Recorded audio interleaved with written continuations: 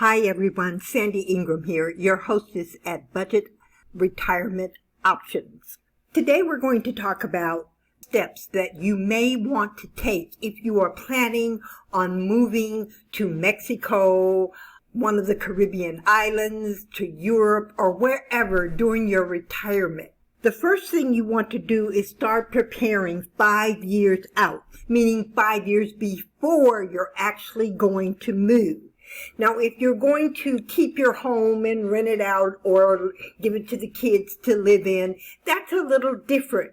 If you are on Social Security and you do not have the retirement income to maintain a home in America or Canada or wherever it is that you live and to travel around the world, then you've got to do what the rest of us has done, and that is to give up everything and to downsize your life into 3 suitcases.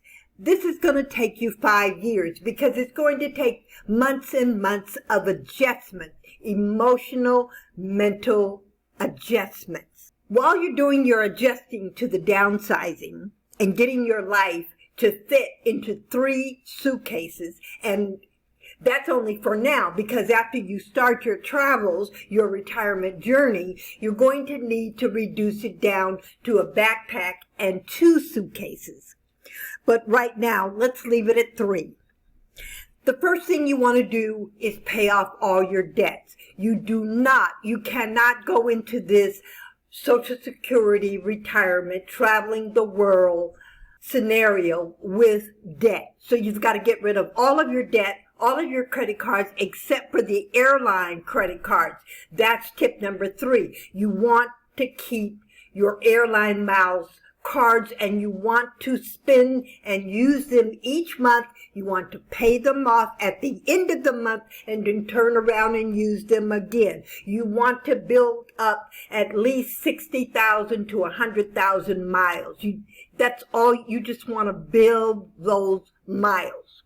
And you have to be careful because they can and do expire. Tell all of the people in your personal life and your extended life that you will be leaving the country in 5 years or 4 years or 3 years or 2 years or 6 months. Keep reminding them. First of all, they don't believe you. Second of all, they're going to try to talk you out of it. You don't want to hear it. Don't even have too many conversations on that level unless the conversations are positive or supportive. You need a laptop. You need a large computer screen, and you want the flat type and the lightweight because you're going to have to wrap it up and put it into one of your luggages that you will check. And then you're going to ask the airline for a fragile sticker to put on the side of your luggage. You want a camera that takes both good pictures and video, and you want to learn how to use your camera before you retire. So there may be time in there for a course on photography, making videos for either online purposes or your own purposes to keep a journal of where you go, what you do. Of course, you will need to get a passport, and depending on the backlog, you may need to do that 3 years out to be sure that you have your passport intact. You want to get the vaccine that you select. Now, I know there's a lot of troubles in the United States at this time about vaccines. But if you're going to start traveling the world during your retirement, especially on your Social Security, you want to be able to get into whatever country it is that you are traveling to. And even most recently in the Dominican Republic, I went to a shopping mall, a very large shopping mall. The first time, no problem. I went in and I did what I had to do. I had to go back, say it was about 3 weeks later, and I couldn't get in because I didn't have my vaccine card with me. Luckily, something had told me when I was in Miami, coming in from Mexico City, that I should at least get a vaccine. I should get vaccinated because I was going into these different countries and you just never know what the policy will be next week or next month or next year. So luckily I was vaccinated. I waited to die. No, not really.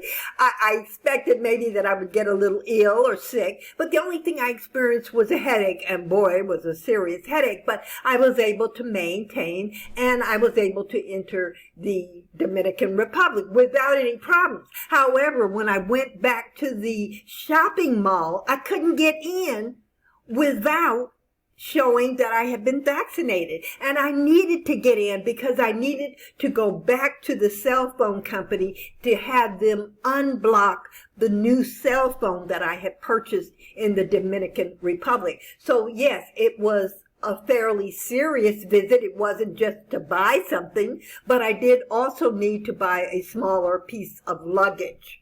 You need to understand yourself and learn yourself and figure out the little small things that makes a difference in your life, because you want to be able to pack those little small things into your luggage. Now, you're also going to need health insurance.